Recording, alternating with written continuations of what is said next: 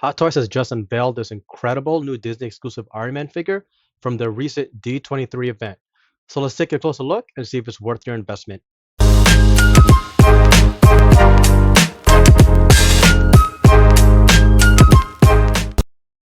Hey guys, welcome back to the channel.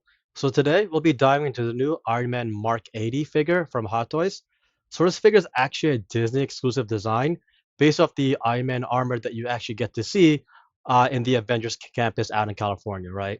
Now it's a completely separate concept model from other Iron Man figures, but has a really close resemblance to the Mark 85 suit that was used in Avengers Endgame. Right now, there are some notable differences between the Mark 85 and this Mark 80, which we'll dive more into the video later on. But overall, this looks like a very interesting piece to possibly own.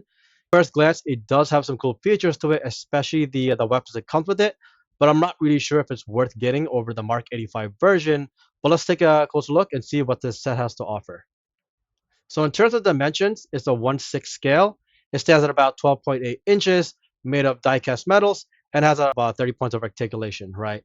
Now, again, it does have the authentic and likeness of that Iron Man suit that they have in the Avengers Campus. So if you've had the opportunity to go there, it's really cool that this design is based off of that. In terms of accessories, you do get some nice goodies here, right? You get the four pairs of interchangeable hands, really cool energy blade, and a pair of their claw blasters. In terms of the accessories, you do get this, I guess, spider bot, which is a greater version of it, right? Wrist hollow projector. You get a cool new specially designed theme stand. And then for the bonus accessories that you see here up top, you get his shawarma and a blueprint map, right? It also comes with a lot of new cool multiple points of LED lighting. So overall, not a bad set for what you get. But let's see, let's take a closer look to what they actually have to offer, right? In terms of the actual design, right, again, this is it's an all new armor design concept, very similar to Mark 85. The upper torso looks like it has a brand new mold. In terms of the back of the helmet, the waist, and maybe the thighs, I believe those have been reused. Otherwise, most everything has been retooled in the actual model design itself, right? Now, this has a very cool, sleek, and slim, clean designed armor look, in my opinion, right? I really absolutely love the metallic red as well as the metallic gold used throughout the body. And then it also has the silver metallic on here as well. They're accentuated through pretty much everywhere, right? So it's really cool that they added three layers of colors here, and you see a lot more of the silver. I really like the nice mechanical cuts throughout the armor. It does have some enhanced articulations through the waist area, which is good, so it allows for more flexible movement. And overall, the model stuff has good proportions, right, which really scale throughout the body itself, and all the armor and functionalities for it as well. Right. Now looking more into the costume and character details, again, everything looks great so far. I really like the mechanical details and feel of the armor itself. Everything looks very seamless and clean. Doesn't really have any big breaking points, especially in the mechanical functions through the body mold. Again, it does come with some enhanced articulation points rather. It allows you to have more posability and display here in terms of not making him feel overbearing or kind of ruining the paint on here, which is good. And I really like the additional die cast layers that they've used and really accentuate through like his back, his shoulders, where you kind of see the multiple layers there. Now the trapezoid area does look a little offset and large to me. It's a little more raised than it should be. Not too bad. But I do see improvement in the thigh area as in comparison to the Mark 85, so that's good. It looks more seamless and less broken off. Again, in terms of superhero poses, it looks like it is easily to pose around. And I do like that they've added or made some changes in the LED light up points, right? Again, it still has the white LED lighting, but I think they have 12 in total now. And there's some differences in terms of versus the 85, rather, right? Where they have some of the exhaust lights near the stomach versus the top of the chest, right?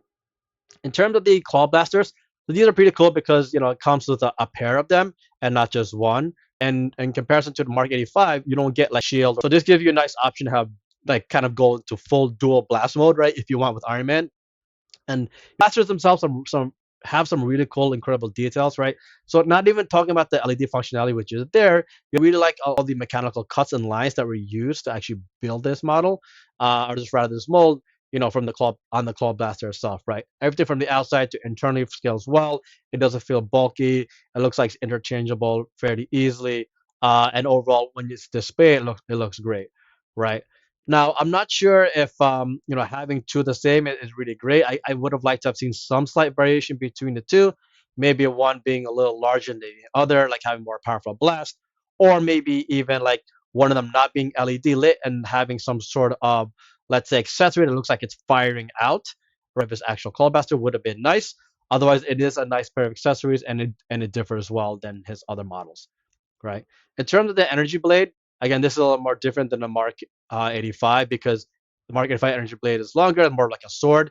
This is like a nice, cool mix of the blade and the shield together, right? Which was really cool. I like the color that they've used here, especially on the blue translucent effect. It looks like it's glowing. It has some nice to it, which is great.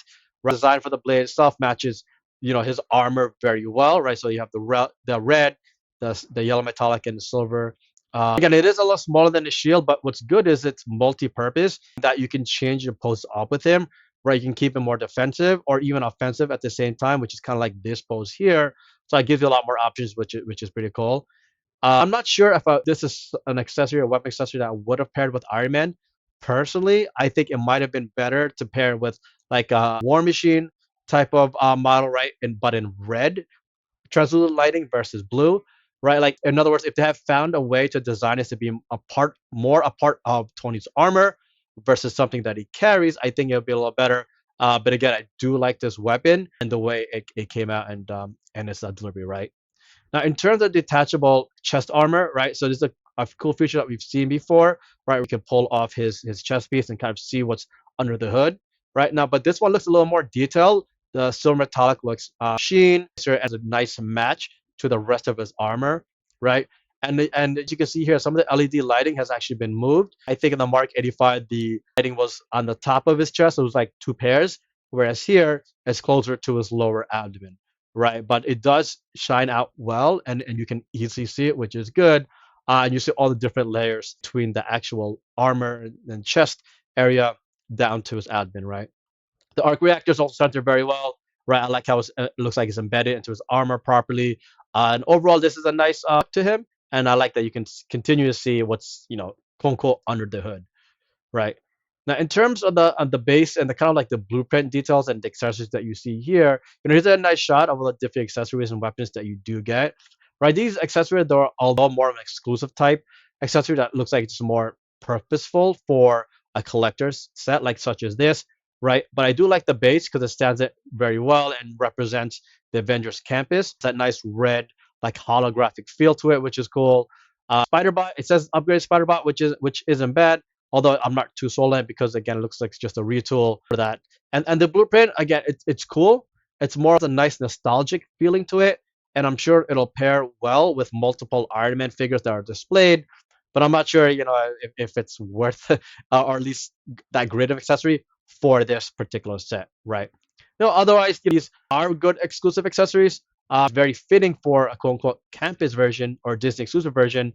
But my opinion is I would like to see something a little better, but not bad overall, right? Now, in terms of ordering, it is live on Disney's site and is shipping, right? And if you went to the D23 event, it was available there as well. And there's actually a lot of private sellers who have them up on multiple sites like eBay and or other places like Reddit. And they'll run you around $400, right? And overall, this is a pretty good figure set overall. Again, I don't know if I would prefer to purchase this over the Mark 85, just because the Mark 85 has like Robert Downey Jr.'s head sculpt. He has that cool back blaster. I'm not sure if the shawarma and the blueprint, as well as the spider bot, will make up the difference to me in terms of purchasing.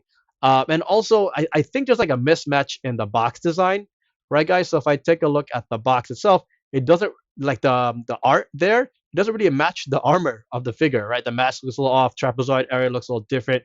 So I'm not sure if that was by design or just like laziness, right? Nevertheless, it doesn't fully match. So that's another little like tidbit there that I noticed.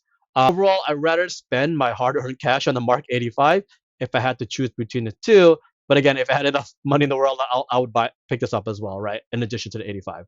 If you are a Disney or special edition kind of fan, you like the variation in the weapon accessories here, which are pretty cool, then this would be a good pickup for you, right?